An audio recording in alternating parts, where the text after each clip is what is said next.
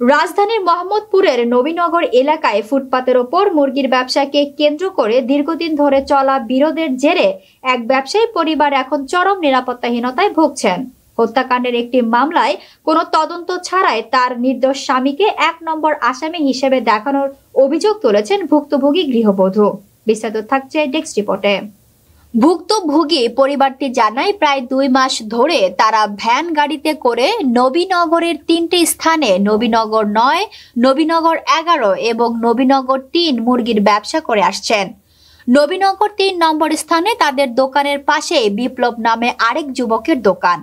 বিপ্লব দাবি করে ওই স্থানে ব্যবসা করার একমাত্র অধিকার তারই, কিন্তু ভুক্তভোগীরা জানান রাস্তাটি সরকারি, এখানে যে কেউ বসতে পারে, এটা কারো ব্যক্তিগত জায়গা নয়। অভিযোগ অনুযায়ী বিপ্লব ও তার শাশুড়ি সুমি মাদক ব্যবসার সঙ্গে জড়িত। বিপ্লবের নামে মোহাম্মদপুর থানায় একাধিক মাদক মামলা রয়েছে বলেও দাবি করেন তারা। ব্যবসা নিয়ে বিরোধের পর বিপ্লব ও তার শাশুড়ি সুমি সহ মাদক চক্রের কয়েকজন এসে তাদের ভয় ভীতি ও প্রাণনাশের হুমকি দেয়। পরবর্তীতে ভুক্তভোগী পরিবার মোহাম্মদপুর থানায় ৮ সেপ্টেম্বর ২০২৫ একটি লিখিত অভিযোগ করেন এসআই আক্তারুজ্জামানের কাছে। মীমাংসার জন্য পুলিশ অভিযুক্তদের ডাকলেও তারা হাজির হয়নি।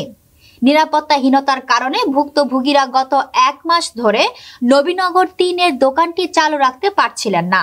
এরপর ১ নভেম্বর শনিবার রাত ১২টার দিকে পুলিশ ভুক্তভোগীদের বাসায় গিয়ে তাদের মোবাইল ফোন নিয়ে নেয় এবং বিপ্লবের সঙ্গে বিরোধ সম্পর্কে জিজ্ঞাসাবাদ করে।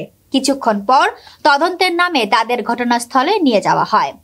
সেখানে গৃহবধূর স্বামীকে হঠাৎ করে হত্যা মামলার ১ নম্বর আসামি করা হয়।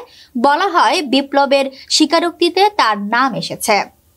ভুক্তভোগী গৃহবধূ জানান তিনি পুলিশের কাছে সিসিটিভি ফুটেজ পরীক্ষা করার দাবি জানান, কিন্তু কোথাও তার স্বামীর উপস্থিতির প্রমাণ পাওয়া যায়নি। তবুও তাকে আসামি করে মামলা নেওয়া হয়েছে। হত্যাকাণ্ডে নিহত রাসেল ও আহত বিপ্লব রিয়াদকে আগে থেকে তারা চিনতেন না বলে দাবি করেন তিনি।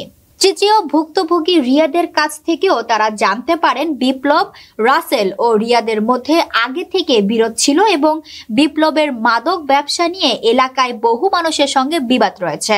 ভুক্তভোগী বলেন, আমার স্বামী পত্রিকার ব্যবসা করেন, নতুন করে ২-২.৫ মাস হলো মুরগির ব্যবসা শুরু করেছে। কোনো অপরাধ বা অবৈধ ব্যবসার সঙ্গে তার সম্পৃক্ততা নেই। পুলিশ সংবাদ মাধ্যমকে বলছে, আমার স্বামীর নামে নাকি আগেও হত্যা মামলা আছে, এটা সম্পূর্ণ মিথ্যা, সবকিছু বানানো। তিনি অভিযোগ করে আরো বলেন, উল্টো বিপ্লবী মাদক ব্যবসায় জড়িত, আমাদের ওপর হামলা ও হয়রানির পেছনেও তারা জড়িত।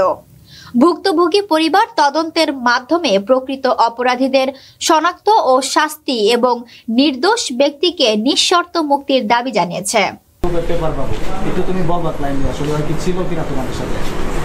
বড় কথা কি, আমি আমাদের যে মুরগি ভাই বিপ্লব ভাই উনিও আহত, তো ওনার সাথে একটু বাবু ভাই ঝামেলা ছিল, কিন্তু আমি ঘটনাস্থলে বাবু ভাইকে দেখিনি।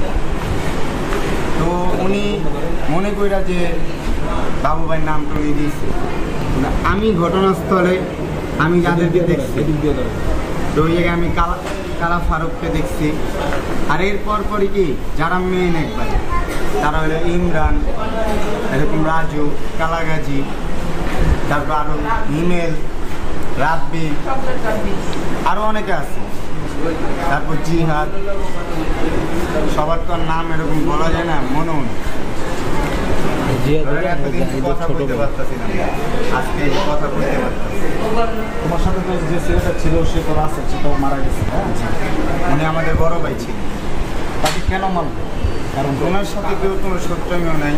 যেমন আমাকে যখন করছে এভাবে, আমি এতদিন মৃত্যুর সাথে লড়াই করছি, পাঞ্জা করছি, আমার বাঁচার চান্স ছিল না, আল্লাহ আমার বাঁচাইছে। তো এরকমই আমরা এইসব বিষয় যে আমাদের উপরে যে হামলা হয়েছে, আমরা ওরকম কিছু করিও নাই বা জানিও না, তাহলে আমরা কর্মজীবী পোলা পাই, আমরা এত আড্ডাও দিই না। এলাকার মানুষ কম বেশ সবাই জানে যে ওরা কাজ করে মুরগি। আপনাদের ভর্তি কতদিন? আচ্ছা, বিবাদী পক্ষ কি আপনি দ্বিতীয় করা কেউ দেখতে আসছিল?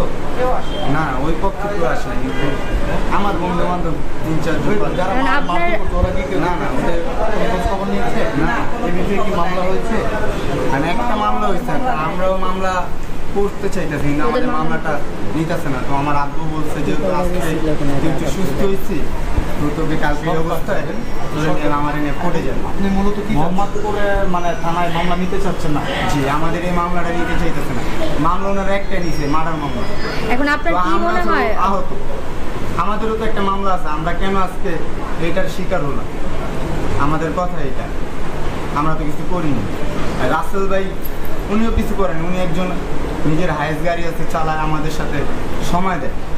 তো কেন আজকে ওনার উপরে ওরা হামলা করলো, কেন আমার উপরে হামলা করলো, কেন বিপ্লবের উপরে হামলা করলো? কেউ তো আমরা কোনো ওদের ক্ষতি করিনি। এখন যাকে 1 নম্বর মার্ডারের আসামি দেওয়া হয়েছে পেপার বাবু, সে কি এটার সাথে জড়িত আছে আপনার মনে হয়?